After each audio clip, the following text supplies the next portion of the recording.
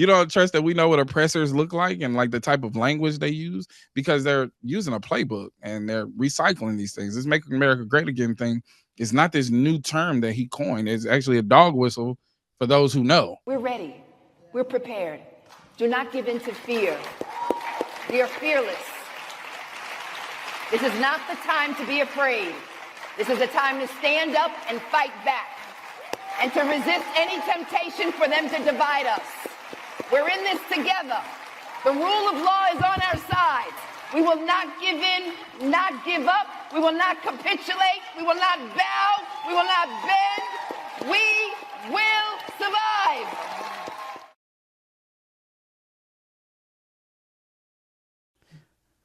November 1st is around the corner. SNAP benefits are going to run out. What do you think is going to happen, Deante? Overly survival state. I mean, it's going to make people. It's going to increase the situation. Like people are hungry, then you can expect crime to go up. And I think that there's been a lot of positive interaction between people online, setting up food pantries, doing mutual aid. Like, me personally, I'm involved in a mutual aid drive right now and a coat drive because not only is tell us people. More. So there's a young lady named Jasmine's Garden, and I'm hosting her Halloween party. But the whole point of the Halloween party is all the ticket sales and proceeds from donations will go towards helping people who are food insecure, helping people who are going to deal with this upcoming SNAP cut, and also doing a coat drive. So, the weather in Atlanta just switched like rapidly. It was 80 degrees 2 weeks ago, and now it's like 40 every day and raining. So, you just got to think about the people who are without shelter. And a lot of times that's what like my mutual aid addresses is children and people without shelter. And are they well received? I talked about Jamal Bryant, back in the day, pastors, that was what pastors did. So he's telling his congregants not to tithe, instead to donate food, and they're going to open the church to make sure people are fed, which is the way we got here. You think about the Black Panther Party having a food program.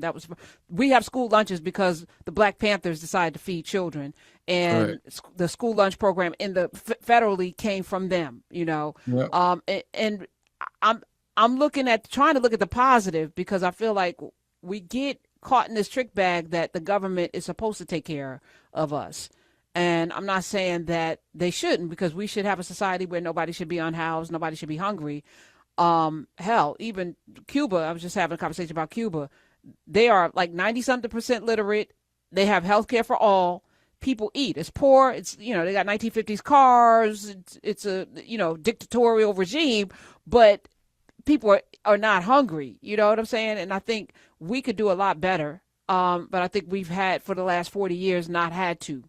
So maybe something positive will come out of this period of time where too many, welfare was supposed to be as a bridge for you to get on your feet, not a multi-generational way to live. And I think it has harmed us as a community. And we're not the most people on welfare. So I feel like. Yeah, it's harmful as a society because the incentive is to keep people lower and working class, like low wage, hard labor jobs, kind of like move and shake the society, especially for a billionaire class of people. So my biggest fear is that we turn towards each other and get a sense of community going, and then when we can depend on each other and we can look to each other instead of looking to corporations or the government, and then they just reinstate everything, and then people go right back to being convenient, or they push people to their brink and then reinstate everything while they've just like chop people's legs out from underneath them. So I would hate for it to be infighting amongst citizens when we're not in control of what gets cut and what not get cut. Now, I also too is, I think we're long past the time of like, you voted for this, because it's a little too late. Like, we know who voted for it. We know who didn't. Those people are going to go through their own denial process, their own anger process, their own grieving of their dictator. So, I think that it'd be a good time for communities, especially churches and institutions like that, to create a safe haven for people and a place where people know that they can go and trust. Because like you said, the school lunch program, but as well as WIC, came out of those movements where people were looking out for the community. I think I kind of heard your answer to this question maybe a little bit in what you were just talking about it, but we were talking about this earlier of, okay, people voted for this administration. Is the right path, the right strategy to maybe get on the other side of this chaos, like we heard in your clip up at the top, to let people feel the pain after November 1st and to make them understand and point the light at who is responsible for that pain? Do you think that is the approach? Yeah, I think ultimately the question is how long they're going to deny the pain, and then in favor of not wanting to be wrong. And then I think the second thing is, are people who are on the side of a more progressive politic willing to welcome them with open arms, or like that's ultimately a individual to individual type thing. Like, you voted for this, so you stay over there and you deal with your consequences, and we over here who voted for progress are gonna be progressive together.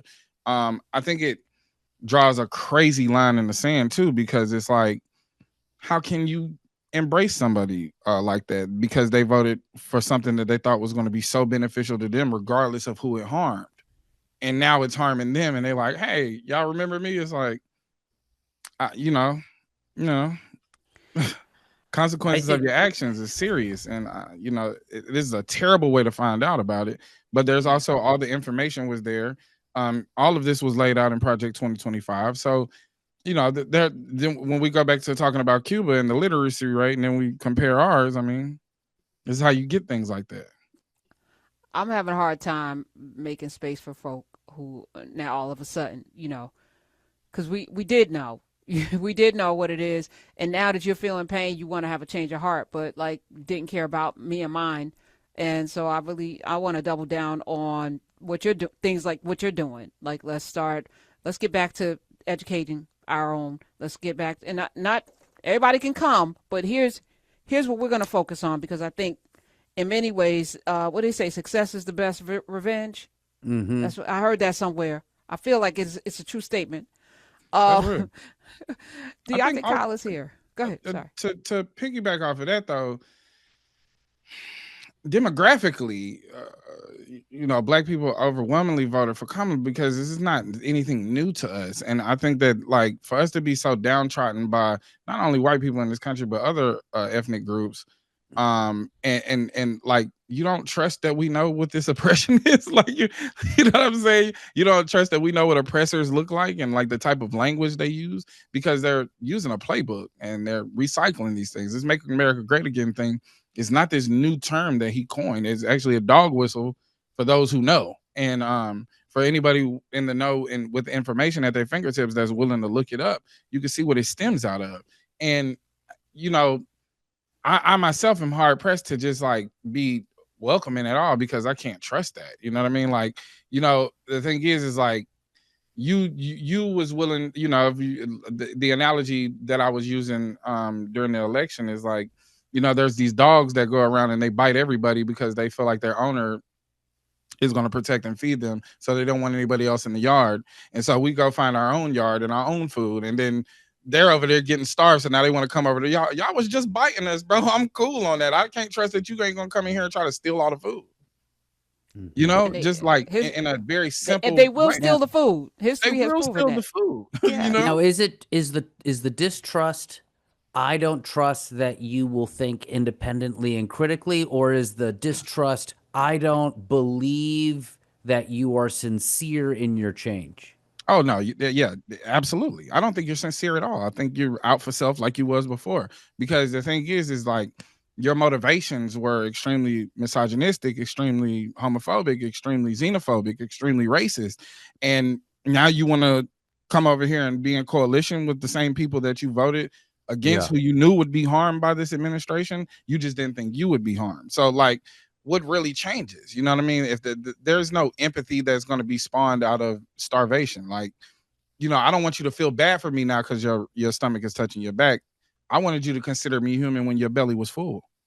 Because there will be a rebuilding that happens. Sorry, I don't know if you have to go to break, but there will be a rebuilding that happens after this. And I wonder, where is the place for those folks and how do we interact? This multicultural society thing is an experiment still, right? And like all the sins of this country are ones that everyone has to deal with. So I'm always curious on just how to deal with these things, right? So if we can eliminate this notion that people are white, first and foremost, there's no such thing as white. Right. So if we can just say, we all agree on that. You're Irish, you're German, you're Italian, you're Sure. all of those things, and because your culture got erased in this, right? So, Yeah. And you shouldn't be okay with that. So let's go back to you being wherever you're from, okay? And let's go Right. back to telling the truth about every place everybody came from, good, bad, and ugly. Let's talk about it all, because indigenous people, they have some blood on their hands as well. It's some of them owned enslaved, they enslaved black people. Some of them, wasn't all just Trail of Tears. Like we should have a full conversation. But what's concerning is we have a regime now that is not just creating a narrative that's the opposite of that, but now today Trump this week asked the Supreme Court to let his regime fire the Library of Congress, the copyright, Who needs the it? Copyright Office official. This is so important. This was yesterday. He asked the Supreme Court to uphold his removal of the Register of Copyrights, Shira Perlmutter, from her influential post. The Library of Congress is where we keep all of our records. It's where we keep our history. It's where we keep the copyrights. Now, somebody who has control over that, they can erase it all and tell a whole different story, and we'll never have what we need moving forward, which is the truth. This is crazy. We're ready. We're prepared. Do not give in to fear. We are fearless. This is not the time to be afraid. This is a time to stand up and fight back and to resist any temptation for them to divide us. We're in this together. The rule of law is on our side. We will not give in, not give up. We will not capitulate. We will not bow. We will not bend. We will